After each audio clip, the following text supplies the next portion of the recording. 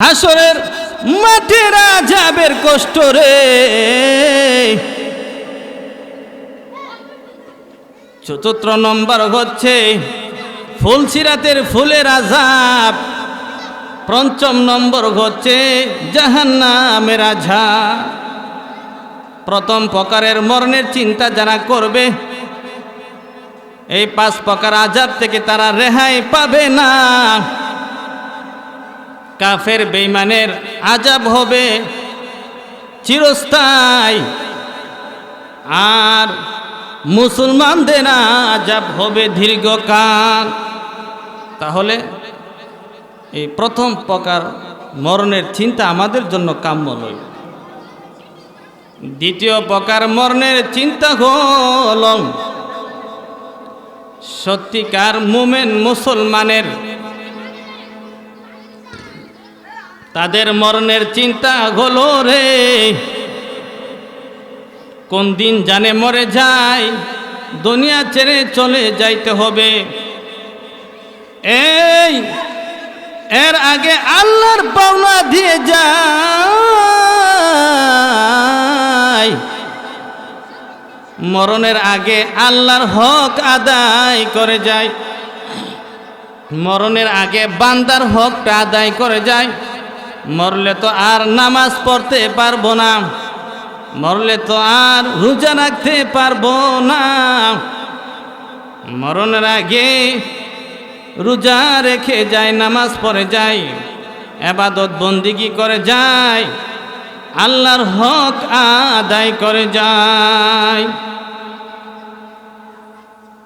দ্বিতীয় চিন্তা হলো মরলে তো আর বান্দার হক আদায় করতে পারবো না, মরার আগে বান্দার হকটা আদায় করে যায়। এই ধরনের চিন্তা যারা করবে রে মরণকালে তাদের আযাব হবে, কিন্তু এই আযাবটাকে আল্লাহ টের পাইতে দিবেন না। আমি আপনাদের সামনে মহাগ্রন্থ আল কোরআন থেকে ছোট্ট একখানা আয়াত তেলাওয়াত করেছি।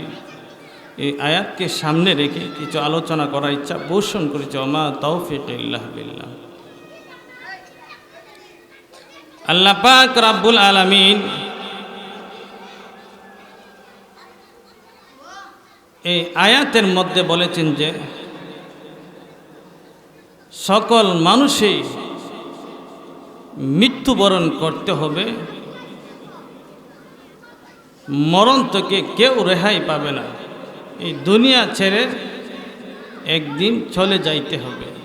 দুনিয়াটা থাকার জায়গা নয়, দুনিয়ার মধ্যে কেউ স্থায়ীভাবে থাকতে পারবে না।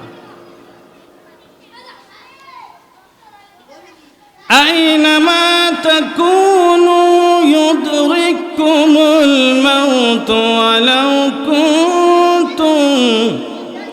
ওয়ালাউ কুনতুম ফি বুরুজিন মুশাইয়াদা। আল্লাহ পাক রব্বুল আলামিন এই আয়াতের মধ্যে বলেছেন তোমরা যেখানেই থাকো না কেন মৃত্যু তোমাদেরকে পাকড়াও করবে।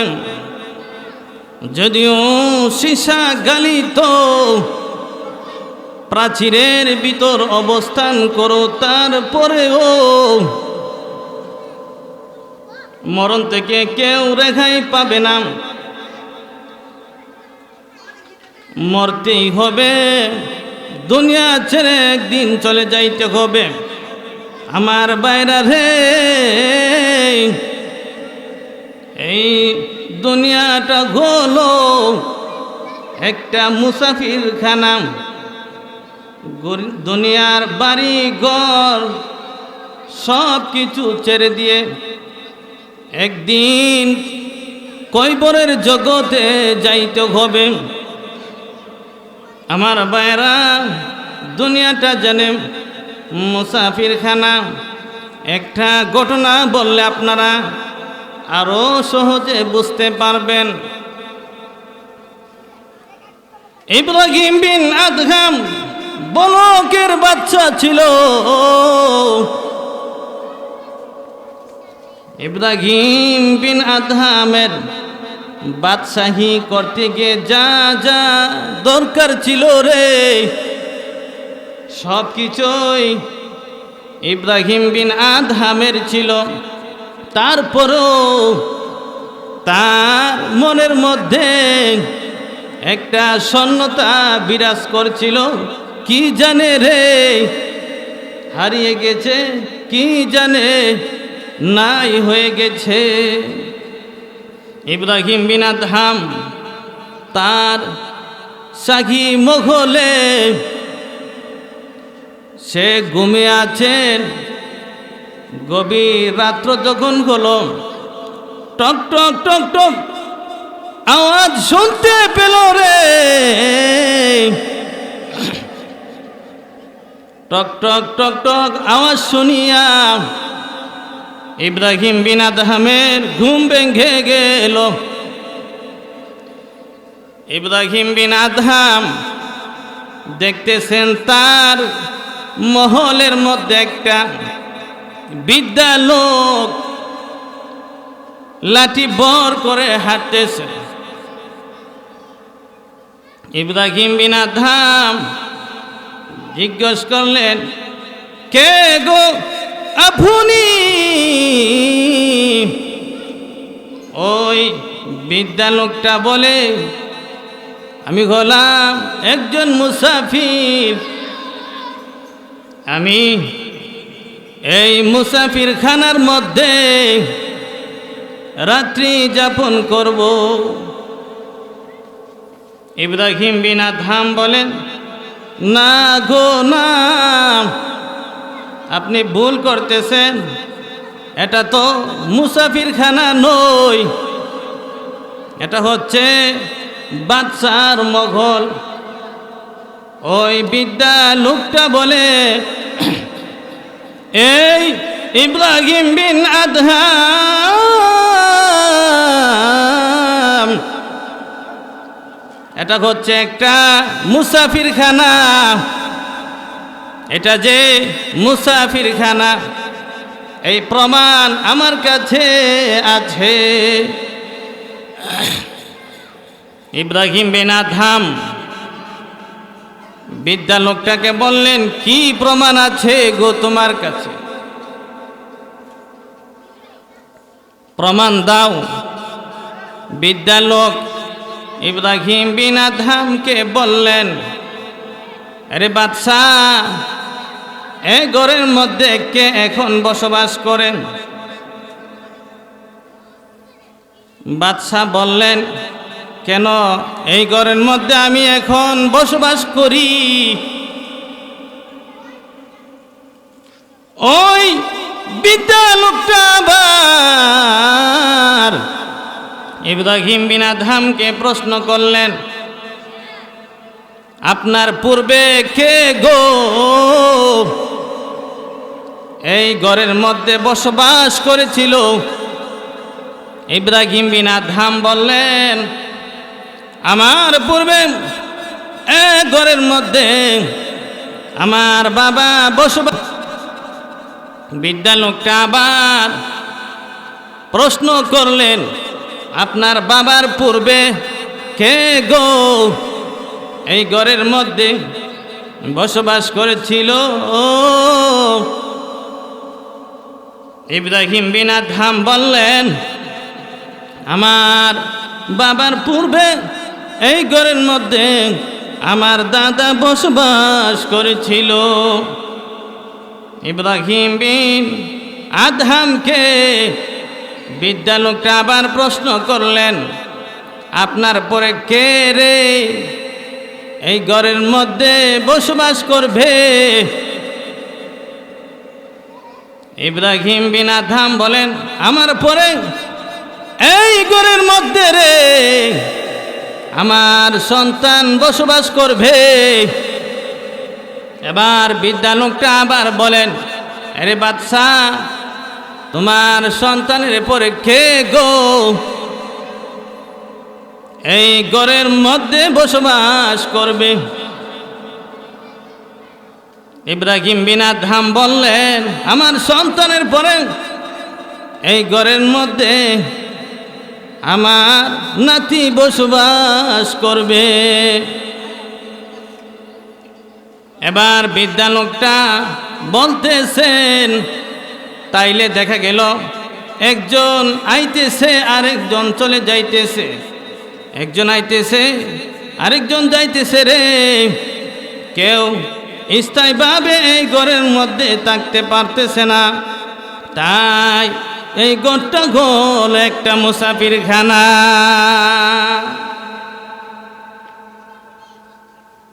এই ঘরের মধ্যে একজন আইতেছে আরেকজন যাইতেছে, একজন আইতেছে আরেকজন যাইতেছে, তাহলে বোঝা গেল এটা মুসাফিরখানা। এটা ঘরটা মুসাফিরখানা প্রমাণ কইরা ওই বৃদ্ধা লোকটা চলে গেল। এই দুনিয়াটা হচ্ছে একটা মুসাফিরখানা। আমাদের যে বাড়িঘর আছে সব কিছু ছাইরা দিয়ে একদিন কইবরের জগতে চলে যাইতে হবে। দুনিয়াটা তাইকার জায়গা না। এই যে নয় তো আসল বাড়ি, কবর যে তোর আসল ঠিকানা। এই যে নয় তোর আসল বাড়ি, কবর যে তোর আসল ঠিকানা।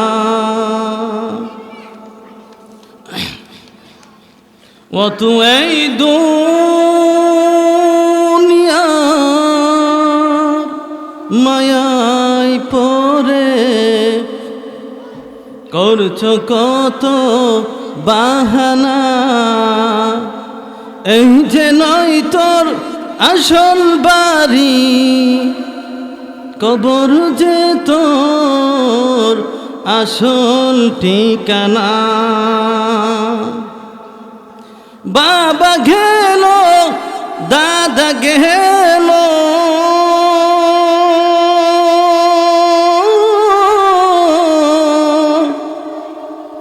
একে একে সব হারালি।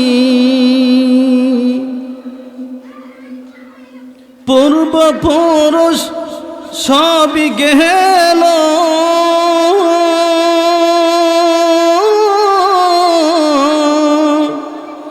একে একে সব হারালি। তবে কি তুই থাকবে বেহুশ, শুনবি নারী কারুমানা। এই যে নয় তোর আসল বাড়ি, কবর যে তোর আসল ঠিকানা। এই দুনিয়া থাকার জায়গা নয়, দুনিয়া ছেড়ে পরকালে যাইতে হবে, কয়বরের জগতে যাইতে হবে। মরণের চিন্তা সময় করে রে মুফাসসিরগণ উল্লেখ করেছেন, তিন দল মানুষ মরণের চিন্তা করে। মরণের চিন্তা হলো তিন প্রকার, তিন প্রকার মরণের চিন্তার ফলাফল তিন প্রকার। প্রথম প্রকারের মরণের চিন্তা করে বেঈমান কাফেরেরা, তাদের সাথে কিছু মুসলমানও জড়িত আছে। এই ধরনের মরণের চিন্তা যারা করে, তাদের মরণের চিন্তার ফলাফল হলো আযাব গজব থেকে তারা রেহাই পাবে না। কাফের বেঈমানের মরণের চিন্তা হলো মরতে তো হতেই হবে, এই দুনিয়া ছেড়ে চলে যাইতে হবে। মরণের আগে জুলুম অত্যাচার করে যায়, মরণের আগে মানুষের উপর পাপাচার করে যায়। মরলে তো আর গুনাহ করতে পারবো না, যা করার সব মরণের আগে করে যায়। এই ধরনের চিন্তা যারা করবে রে, এই ধরনের চিন্তা যারা করে তারা 5 প্রকারের আযাব থেকে রেহাই পাবে না। আযাব গজব হচ্ছে 5 প্রকার। এক প্রকার আযাব হচ্ছে মরণের কষ্ট, দ্বিতীয় প্রকার আযাব হচ্ছে কবরের কষ্ট, তৃতীয় প্রকার আযাব হচ্ছে হাসরের মাঠের আযাবের কষ্ট রে, চতুর্থ নম্বর হচ্ছে ফুলসিরাতের ফুলের আযাব, পঞ্চম নম্বর হচ্ছে জাহান্নামের আযাব। প্রথম প্রকারের মরণের চিন্তা যারা করবে এই 5 প্রকার আযাব থেকে তারা রেহাই পাবে না। কাফের বেঈমানের আযাব হবে চিরস্থায়ী, আর মুসলমানদের আযাব হবে দীর্ঘকাল। তাহলে এই প্রথম প্রকার মরণের চিন্তা আমাদের জন্য কাম্য নয়। দ্বিতীয় প্রকার মরণের চিন্তা হল সত্যিকার মুমিন মুসলমানের, তাদের মরণের চিন্তা হলো রে কোন দিন জানে মরে যায়, দুনিয়া ছেড়ে চলে যাইতে হবে। এর আগে আল্লাহর পাওনা দিয়ে যায়, মরণের আগে আল্লাহর হক আদায় করে যায়, মরণের আগে বান্দার হকটা আদায় করে যায়। মরলে তো আর নামাজ পড়তে পারবো না, মরলে তো আর রোজা রাখতে পারবো না, মরণের আগে রোজা রেখে যায়, নামাজ পড়ে যায়, ইবাদত বন্দিগি করে যায়, আল্লাহর হক আদায় করে যায়। দ্বিতীয় চিন্তা হলো মরলে তো আর বান্দার হক আদায় করতে পারবো না, মরার আগে বান্দার হকটা আদায় করে যায়। এই ধরনের চিন্তা যারা করবে রে, মরণকালে তাদের আযাব হবে, কিন্তু এই আযাবটাকে আল্লাহ টের পাইতে দিবেন না। দ্বিতীয় প্রকার মরণের চিন্তা যারা করবে, মরণের আযাব হবে, কিন্তু আল্লাহ তাআলা তাদেরকে টের পাইতে দিবেন না। এই যুবক ভাই, কান পেতে শুনো, মরণের আযাব যে টের পাইতে দিবেন না, এটারও একটা ব্যাখ্যা আছে।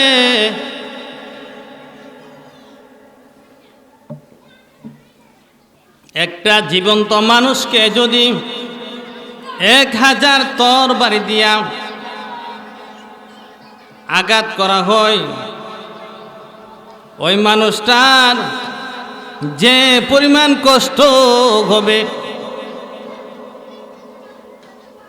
আল্লাহ রসুল বলেছেন সত্যিকার মোমেন মুসলমানের মরণের সময় যে কষ্ট হবে রে, এর চাইতে আরো বেশি কষ্ট হবে। মরণকালে যে মুমিন ব্যক্তির কষ্ট হবে, সব চাইতে কম কষ্টটা হলো এইটা। 1000 তরবারি দিয়ে একটা মানুষকে একসঙ্গে আঘাত করলে যে পরিমাণ কষ্ট হবে, তার চাইতে আরো বেশি কষ্ট হবে একজন মুমিন মুসলমানের। কিন্তু আল্লাহ তাআলা এই কষ্টটা তারে টের পাইতে দিবেন না।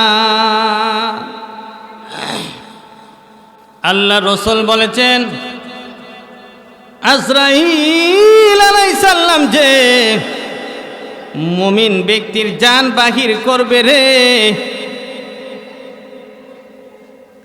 ওই সময় তার জান্নাতের ঠিকানাটা না দেখাইয়া আজরাইল তার জান বাহির করবে না। মুমিন ব্যক্তিকে তার জান্নাতের বাড়িটা, জান্নাতের ঠিকানা দেখাইয়া তাকে বলবে, এই বাড়িটা আল্লাহ তাআলা তোমার জন্য বরাদ্দ করেছে, আর আমাকে বলেছে তোমাকে এই বাড়ির দিকে নিয়ে যাওয়ার জন্য। এই মুমিন ভাই,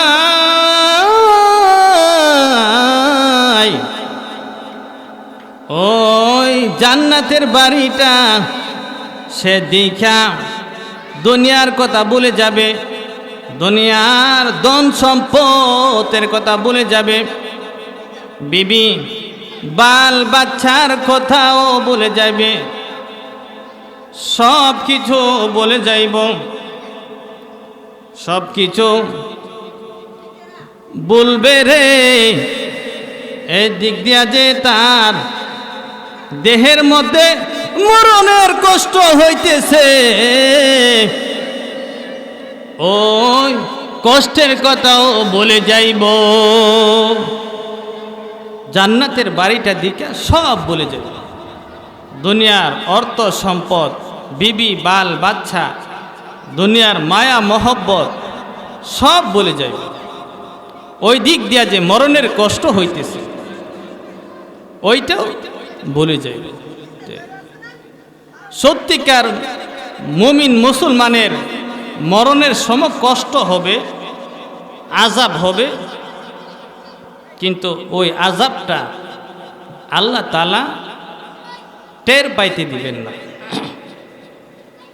দ্বিতীয় প্রকার মরণের চিন্তা করে আল্লাহর ওলি, আল্লাহর খাস বান্দা, তাদের মরণের চিন্তাটা কি, এটা বোঝার জন্য আগে আমাদের কিছু কথা মনে রাখতে হবে। আল্লাহর ওলি কোন কাজ করলে হয়, আমরা সাধারণ মুসলমান যারা আছি তারা মনে করি এটা জানা আমাদের দরকার না, প্রয়োজন নেই। একজন আল্লাহর ওলি কোন কাজগুলো করলে হয়, এটা যদি আমরা সকল মুসলমান জানতাম, তাহলে আমাদের সমাজের মধ্যে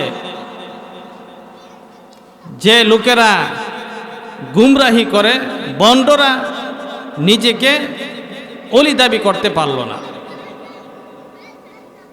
এজন্য সকল মুসলমানের প্রয়োজন দরকার হচ্ছে কোন কাজ করলে আল্লাহর ওলি হই, এটা জানা সকলেরই দরকার।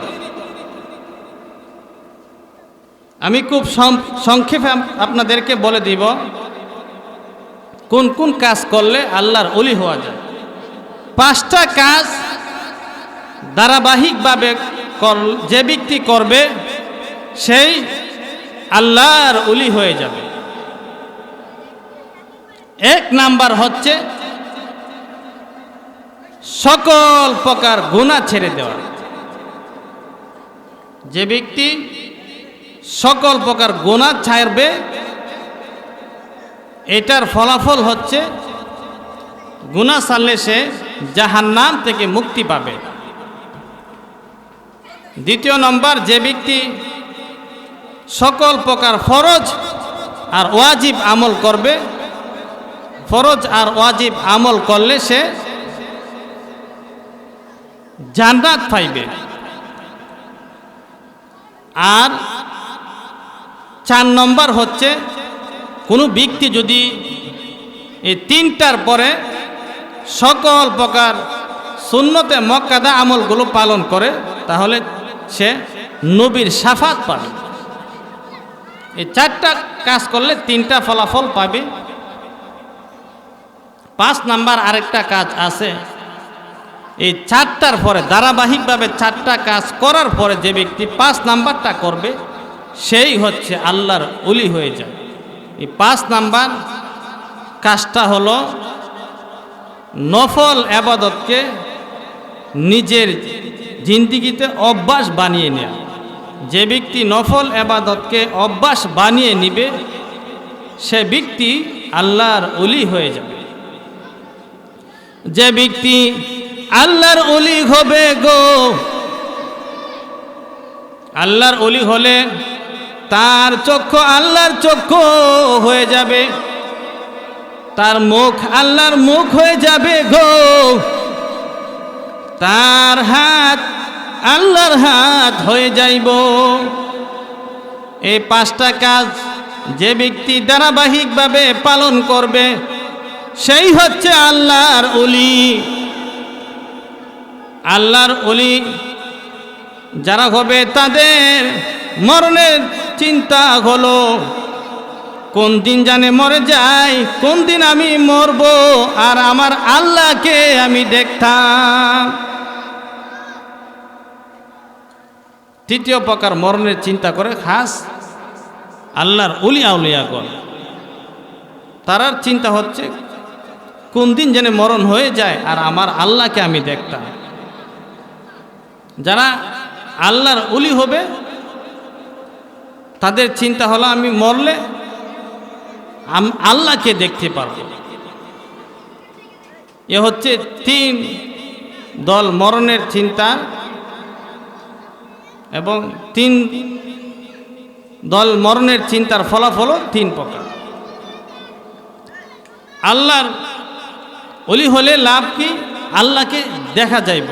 আল্লাহকে দেখা এত মজা, জান্নাতের মধ্যে যত নিয়ামত আছে সকল নিয়ামত বুক করলে যতটুকু আনন্দ পাইবে এর চেয়ে আরো বেশি আনন্দ পাইবে আল্লাহকে দেখি।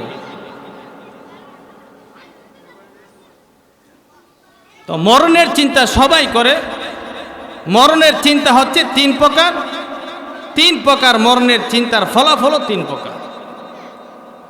মরার পরে আজরাইল আলাইহিস সালাম যে রুহুটা বাহির করবে ওই রুহুটা দেখেও কত বলে। এখন আমরা সিরিয়াল করে আলোচনা করব যাতে বোঝার জন্য সহজ হয়।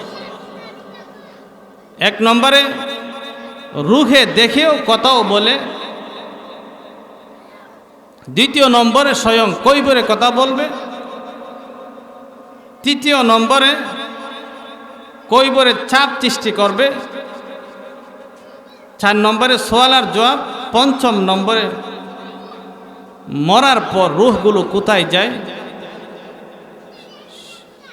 6 নম্বরে হচ্ছে নেককার বান্দার জন্য কইবরের মধ্যে কি সুখের ব্যবস্থা করা হয় আর বদকারের জন্য কি দুঃখের ব্যবস্থা করা হয়।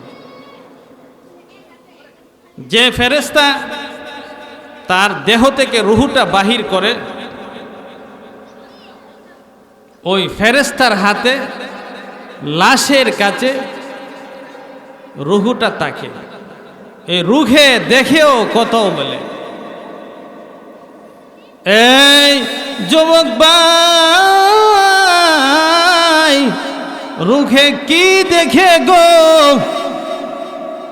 কান পেতে শোনো। লাশের কাছে একজন ফেরেশতার হাতে রুহুটা থাকে। ওই রুহে দেখেও কত বলে। কে গোসল দেয় তাও দেখে, কে জানাজার নামাজ পড়ায় তাও দেখে, কে কাঁদে গো তাও দেখে, কে লাশটারে কইবরে রাখার জন্য কইবরের ভিতর নামে তাও দেখে। যদি দেখে রে নিজের সন্তানে জানাজার নামাজ পড়ায়, নিজের সন্তানে গোসল দেয় রে, তখন তার রুহুটা এত খুশি হই, এত আনন্দ হই রে, সে বলতে থাকে হাই রে আমার জানাজা পড়াইবার মতন একটা সন্তান দুনিয়ার মধ্যে রেখে আসতে পারলাম, এটা হচ্ছে আমার বড় সম্পদ। রুহুটা খুশি হয়ে যায়। আর যদি দেখে না গো না, সন্তানে জানাজার নামাজ পড়াই না, অন্য জনে জানাজার নামাজ পড়াই রে, তার রুহটা বেজার হয়ে যায়। এই এত ধন সম্পদ জমাইলাম, এত কিছু করলাম রে, রসুলপুরে বাড়ি করলাম, ব্রাহ্মণবাড়িয়াতে বাড়ি করলাম, ঢাকাতে বাড়ি করলাম, এত কিছু করলাম, কিন্তু আমার জানাজা পড়াইবার মতো একটা সন্তান দুনিয়ার মধ্যে রেখে আসতে পারলাম না। তখন তার রুহটা বেজার হইয়া যায়, তার জীবনটা এত তুচ্ছ হয়, হাই এত কিছু করলাম, এত ধন সম্পদ জমাইলাম, কিন্তু আমার জানাজা নামাজটা পড়াইয়া দেওয়ার মতো একটা সন্তান রেখে আসতে পারলাম না। রুখে দেখে, রুখে কথাও বলে। রুখে কি দেখে গো, রুখে কি কথা বলে, কান পেতে শুনো।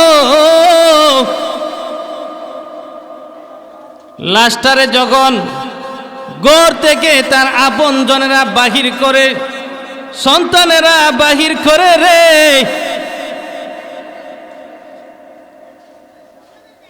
তখন তার সন্তানেরা কাঁদতে থাকে, চিৎকার করে কেন কাঁদে, হাই রে আমার বাবা রে, এই ঘর থেকে জনমের মতো বাহির করতেছে, আর জীবনে আমার বাবা এই ঘরের ভিতরে প্রবেশ করবে না। আল্লাহ নবী, বিশ্ব নবী রহমাতুল লিল আলামিন বলেছেন, রে মায়ার উম্মতেরা,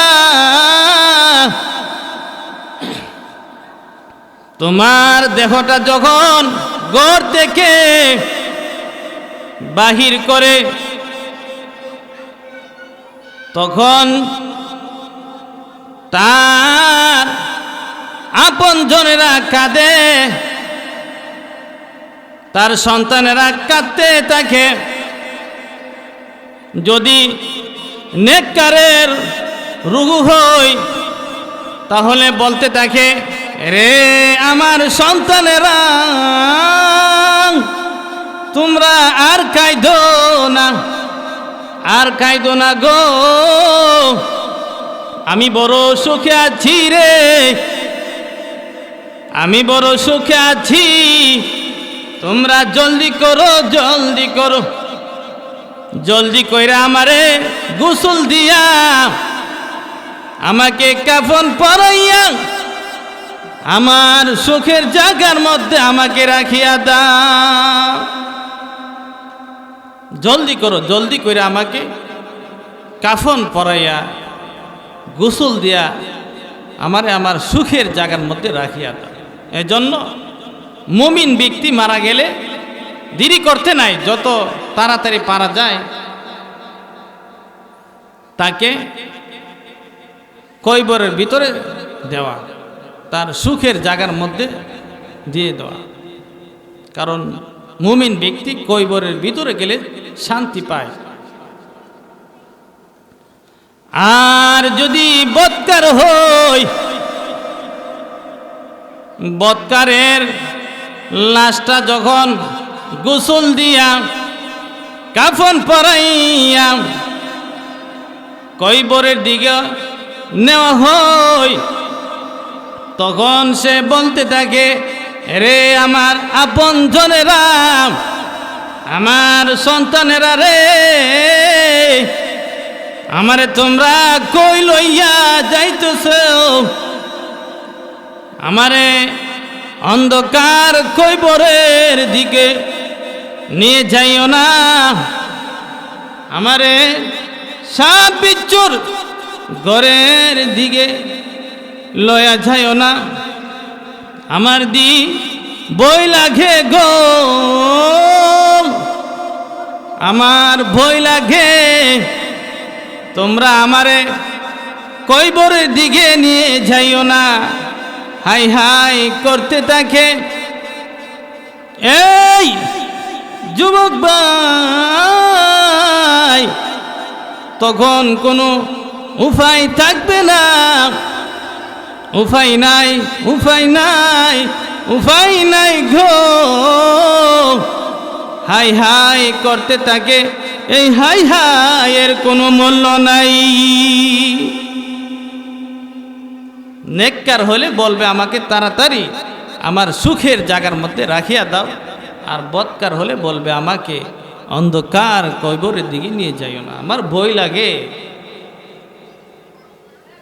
এক নম্বরে রুখে দেখে কথাও বলে, দ্বিতীয় নম্বরে স্বয়ং কইবরে কথা বলে রে। কইবরে কি কথা বলে কান পেতে শোনো। যখন নেককারকে কইবরের ভিতরে রাখা হয়, তখন কইবর বলে, এই মিয়া, আমার মধ্যে তোমার আশাটা বড় ধন্য হয়েছে। কিছুক্ষণের ভিতরেই আমার মধ্যে তুমি তোমার সুখটা দেখতে পাইবি। আর যদি বদকার হই, বদকারকে কইবরে বলবে, রে জালিম, এই বদকার, তোর আশাটা ধন্য হই না রে জালিম। কিছুক্ষণের ভিতরেই আমার মধ্যে তুই তোর শাস্তিটা দেখতে পাইবি।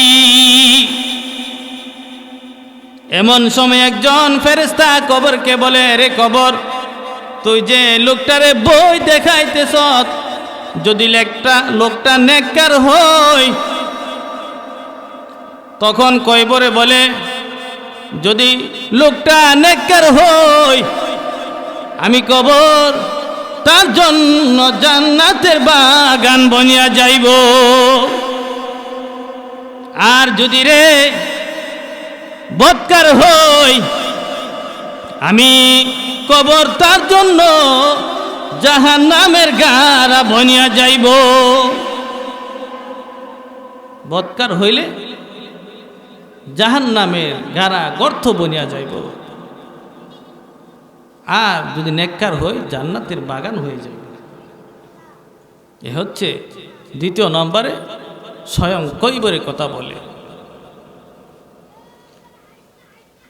তৃতীয় নম্বরে কইবরে ছাপ সৃষ্টি করবে, কইবরে সবাইকে ছাপ দিবে, কইবরের ছাপ থেকে কেউ রেহাই পাবে না। এই যুবক ভাই, কান পেতে শোনো, কবরে নামাজিকেও ছাপ দিব, বেনামাজিকেও ছাপ দিব, বদকারকেও ছাপ দিব রে, নেককারকেও ছাপ দিব, ইমানদারকেও ছাপ দিব, বেঈমানকেও ছাপ দিব, কবর সবাই রে ছাপ দিব। আল্লাহর নবী এক জানাজার মধ্যে গেলেন, জানাজা পড়লেন, কইবর খনন করা হয়েছে। আল্লাহর নবী কইবরের পারে গিয়া দাঁড়াইলেন, দাঁড়াইয়া বলতেছে, রে কবর, তুই তো লোকটারে ছাপ দিবি। সাহাবায়ে কেরাম বললেন, ইয়া রাসূলুল্লাহ, ইয়া হাবিবাল্লাহ, আল্লাহর নবী গো, লোকটা তো আপনার সাহাবী, লোকটাকেও কইবরে ছাপ দিব। আল্লাহ নবী বলেন কইবরে সবাইকে ছাপ দিব, নেককারকেও ছাপ দিব, বদকারকেও ছাপ দিব। কইবরে সবাইরে ছাপ দিব রে। কইবরের ছাপ থেকে যদি রেহাই পাইতো গো, আমার সাদ ইবনে মাজ কইবরের ছাপ থেকে রেহাই পাইতো, আমার সাদ ইবনে মাজ পর্যন্ত কইবরের ছাপ থেকে রেহাই পাইবে না গো। এই আমার বাবা গো, কইবরে সবাইরে ছাপ দিব। সাদ ইবনে মাজ এত বড় পজিশনওয়ালা ব্যক্তি, এত বড় মর্যাদাওয়ালা ব্যক্তি রে। সাদের ইন্তিকালে সাদকে পাইয়া আল্লাহর আরশ খেলতেছিল রে, দুলতেছিল। আল্লাহর আরশ খুশিতে নাচা শুরু করেছিল। সাদের ইন্তিকালে আকাশের দরওয়াজাগুলো খুলে দেওয়া হলো। সাদের জানাজার মধ্যে ৭০,০০০ ফেরেশতা অংশগ্রহণ করলো। এই সাত পর্যন্ত কইবরের চাপ থেকে রেহাই পাবে না। কবর সবাইকে চাপ দিব, ইমানদারকেও দিব, বেঈমানকেও দিব, নামাজিকেও দিব রে, বেনামাজিকেও দিব। আম্মাজি আয়েশা রাদিয়াল্লাহু তাআলা আনহা বললেন, নবী গো, কবর যদি সবারে চাপ দেয় তাহলে নামাজি হইয়া লাভটা হইল কি, ইমানদার হইয়া লাভ হইল কি যদি সবাইকে কবরে চাপ দেয়? আল্লাহ নবী বলেন, রে আয়েশা, কবরে সবাইরে চাপ দিব, কিন্তু রে নেককারের কবরের চাপ আর বদকারের কবরের চাপের মধ্যে আকাশ পাতাল পার্থক্য আছে। কবরে সবারই ছাপ দিব, নেককারের কবরের ছাপ আর বদকারের কবরের ছাপের মধ্যে আকাশ পাতাল পার্থক্য আছে। নেককারের কবরের চাপটা হলো রে, একজন মানুষের মাথা ব্যথা করে আরেকজন তার মাথাটারে টিপা দেয়, এটা হলো নেককারের কবরের চাপ। আর বদকারের কবরের চাপ হলো গো একটা ডিমের উপর বাড়ি পাথর রাখিয়া দেওয়ার মতো। কই মাথা টিপা দিলে তো আরাম লাগে, আর ডিমের উপর বাড়ি পাথর রাখলে ওই ডিমটা অস্তিত্ব হারা হয়ে যায়। আল্লাহ নবী বলেন আরো পার্থক্য আছে। বদকারের কবরের চাপে তার কবরটারে সংকীর্ণ করে দেওয়া হইব, আর নেককারের কবরের চাপে গো তার কবরটারে প্রশস্ত করে দেওয়া হইব। আল্লাহ নবী বলেন আরো ব্যবধান আছে রে। এই বদকারকে কবর দুই দিক দিয়ে এমন জোরে চাপ দিব গো, একদিকের হাড্ডি অপর দিকে ঢুকিয়া পড়বে। আর নেককারের কবরের চাপটা হলো তার জীবনের যত টুকিটাকি গুনাহ আছে রে, সকল গুনাহগুলো মাফ করে দেওয়া হইব।